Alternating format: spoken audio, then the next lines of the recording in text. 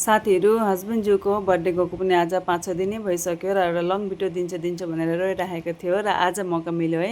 यता चाहिँ मम्मी दिदी म भएर चाहिँ खानाको तयारी गरिरहेको छु र यो भिडियो चाहिँ हो हस्बेन्डज्यूको ड्युटी प्लेसमा है। उहाँको साथीहरूले उहाँको बर्थडे सेलिब्रेट यसरी गरिदिनु भएको रहेछ नि त, केक काट गराएर पुरा टाउकोमा अन्डा फुटाएर चाहिँ खतरनाक तरिकाले बर्थडे सेलिब्रेट गरिदिनु भएको रहेछ। हेर्नुहोस् न, अन्डा डमडम फुटाएर चाहिँ पुरा जिउभरि अन्डा नि त। यसरी उहाँलाई अब फुर्ती गराउनु भयो। त्यसपछि नेता हामीले भनेको थियौँ उहाँ सक्नुहुन्छ भने घर आउनुहोस् न भनेर। अन्त अब अघिबेला त मिलेन आउनुलाई, पिस बेलुकाखेरि आउनुभयो है।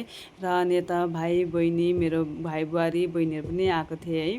अन्त त अनमोल चाहिँ हेर्नुहोस् न पुरा डन बनेर बसिरहेको छ नि त। अनि उहाँलाई थाहा नपाइकन हामीले चाहिँ अब यसरी डेकोरेसन हल्का गरिदिउँ। उहाँले त भनिरहनु भएको थियो अब बच्चाको जस्तो डेकोरेसनहरू गर्नु पर्दैन भनेर। अब यस्तो अब ठुलो बुढो बाउ भइसक्यो, अब के केक काट गरिराख्ने भनिरहनु भएको थियो। त्यो पनि अब हाम्रो चाहिँ मन मानेन, अब सधैँ साल फ्यामिलीसँग हुँदैन भनेर मम्मी र मैले डिसाइड गऱ्यो यसपालि चाहिँ केक काट गराउनुपर्छ भनेर। अनि यता सबै खानाहरू पनि तयारी भइसकेको थियो।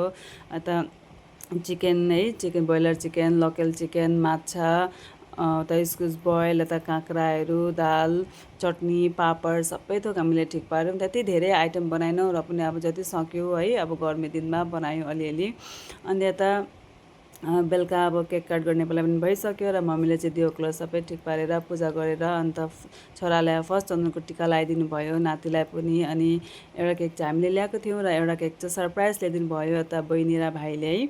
अनि यसरी सबैजना मिलेर उहाँको केक काट गरायो, सेलिब्रेट गऱ्यौँ है, राम्रोसँगले धुमधामसँगले गऱ्यौँ। अब धेरै बोलाएको थिएनौँ र पनि यसो छेउको दिदीहरूलाई, ठुलिआमा बडेआमाहरू बोलाएको थियौँ, आउनुभयो उहाँहरू पनि सबैजनाले। यसरी सबैजनाले मिलेर केक काट गऱ्यौँ है।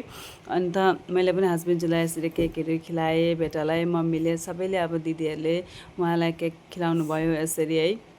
अनि पापा म अनमोल चाहिँ हेर्नुहोस् न, धमाधम ऊ चाहिँ पुरा यता घप्की केक निकाल्दै खाएको खाएछ पापा। हामी सबै अब उता पापा चाहिँलाई अब केक खिलाउनेतिर लाग्यौँ, ऊ चाहिँ धमाधम उसको धुनमा पुरा केक खाइराखेको रहेछ नि त। सबैजना एकछिन मजाक भयो, हाँस्यो है। र मम्मी पापाले यता छोरालाई टिका लाएर आशीर्वाद पनि दिनुभयो र सानो गिफ्ट पनि दिनुभयो मम्मी पापाले। अनि उहाँले पनि मम्मी पापाको यसरी खुट्टा ढोगेर चाहिँ आशीर्वाद लिनुभयो। त्यसपछि आयो, मैले पनि हस्बेन्डज्यूको लागि भनेर गिफ्टहरू लिइदिएको थिएँ। अनि एउटा चस्मा अनि अरू कपडाहरू पनि लिइदिएको थिएँ नि त है।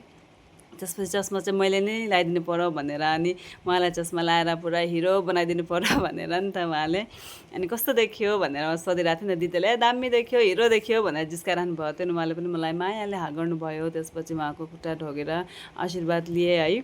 अनि सबैजनाले उहाँलाई टिका लाएर आशीर्वाद दिनुभयो। यता बहिनी भाइ, यता अरू बहिनीहरूले उहाँलाई गिफ्ट दिनुभयो, माया दिनुभयो। यता दिदी, आन्टी, यता अर्को हाम्रो मन्जी दिदी, सबैजनाले उहाँलाई यसरी टिका लाएर आशीर्वाद दिनुभयो, माया दिनुभयो। यता भाइ, यता हाम्रो दिदी, सबैले यसरी पालैसँगले एक एकजनाले सबैले अब टिका लाएर यसरी आशीर्वाद दिनुभयो नि त उहाँलाई पनि अब दिदीहरूलाई चाहिँ खुट्टा ढोगेर यसरी आशीर्वाद लिनुभयो।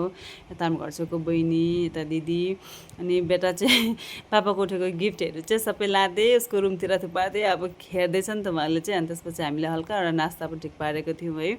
अब केक यसरी मिस्टी अनि पनि अब चाहिँ हल्का अब अलिअलि चियासँग खाऊँ भनेर हल्का ठिक पार्यो। र नास्ताहरू यसरी हल्का गरिसकेपछि खानाको तयारीहरू पनि भइसकेको थियो र सबैले खानापिना खायो, इन्जोय गऱ्यो, अनि सबै बिदा भयो।